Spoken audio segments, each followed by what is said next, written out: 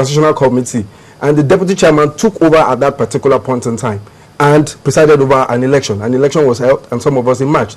Now, the basic argument here, the supposed secretary of the electoral committee said he was not part of that election. That he was not part of that election did not invalidate the election either, because the Congress is the most powerful body of the council. Immediately he left. We saw a conspiracy, and we decided we couldn't allow this to continue to go on. Now, he said they took the decision that another election should be held within 90 days. Who were those who took that decision? I was not part of that decision. So if it's a valid decision, does it mean that my absence from it invalidated it? It didn't. So the basic point here that we need to argue out, somebody upset, somebody parading himself is criminal. They did more criminal things. That is the truth of the matter. For you to abandon the youth of Nigeria without anybody speaking with us. The president never told us why he was leaving the venue. He left without discussing with anybody. The secretary of the committee, the electoral committee, did not speak to any of us. He also left the venue of that Congress without seeing any need to even explain to the people who have come from all over Nigeria why they were abandoning us in Makurdi. Now, Wale, your name has come up here. It has come up a lot of times as well in the discussions I've had over the week to find out what is really going on. Why was Makurdi cancelled? What happened? What was so bad to have made that election not hold? I think, first and foremost, I need to correct the impression I'm not the former president. I'm an outgoing president of the National Youth Council. That's one. Two is the fact that when we go to Makurdi, Congress is actually a process. And what we did was not an opening ceremony of the main Congress, but it was a ceremonial program whereby the minister will come and declare the Congress open. After he did that, let me also inform that before we go to Makurdi, the legal advisor that the legal advisor of the National Youth Council was served a bench ruling, which was handed over to me at the level of Makurdi. When I got this bench ruling, which says that we should maintain status quo, because we were supposed to also have this election in Akure, which is also a member of the electoral committee. Unfortunately, the minister was away, and that was the only reason why they said he should be suspended. So we came back and we're preparing. I was ready for an election. It's not a matter of whether my name was not on the list or not. Because that has come up a lot. There's talk that you wanted to run and you were disqualified because you were overaged. Yeah, at that point, you decided that elections would hold. No, it has nothing to do with that. We have a board of trustees in the National Youth Council of Nigeria, and I think nobody's above the law.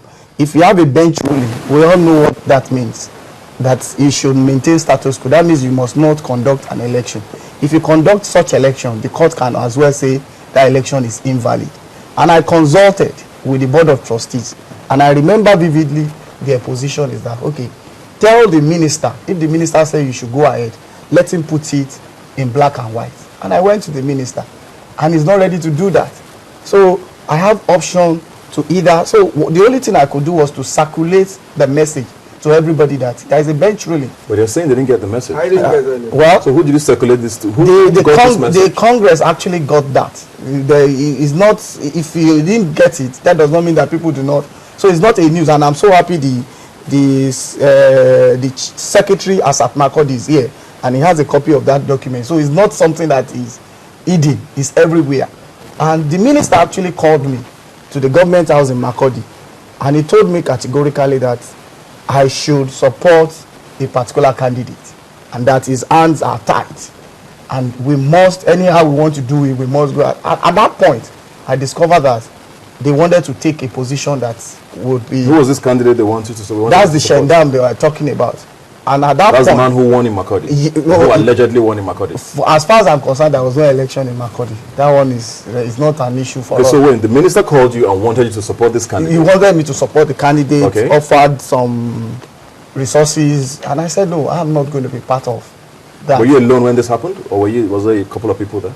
I was alone in the room with him, but it was purely recorded conversation.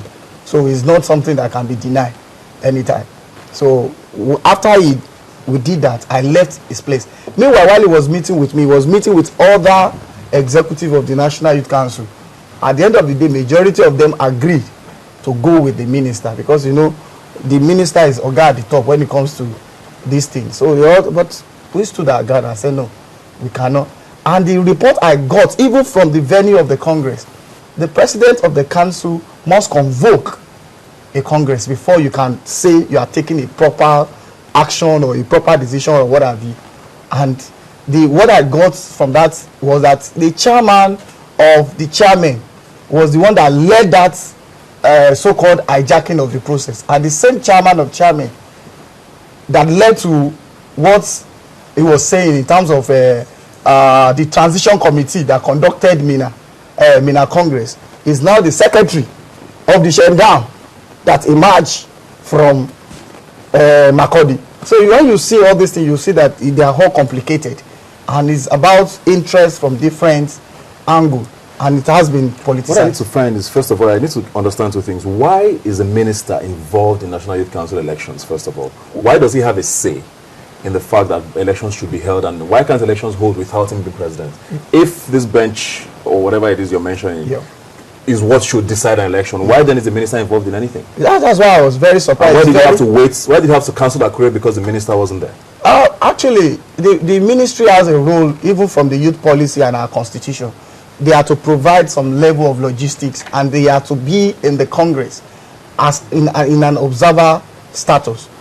And the minister, you know, apart from the fact that this is government, I was in Akure and I was ready for a Congress until we got a signal from the security that we cannot converge in Akure. So then the only reason was that the minister was out of the country. And we felt if we go ahead, we don't also want this factionalization that we are currently finding ourselves. Because even as at Akure, somebody also declared himself. I know, I heard about that. One Henry Wagwezi also declared himself in Akure.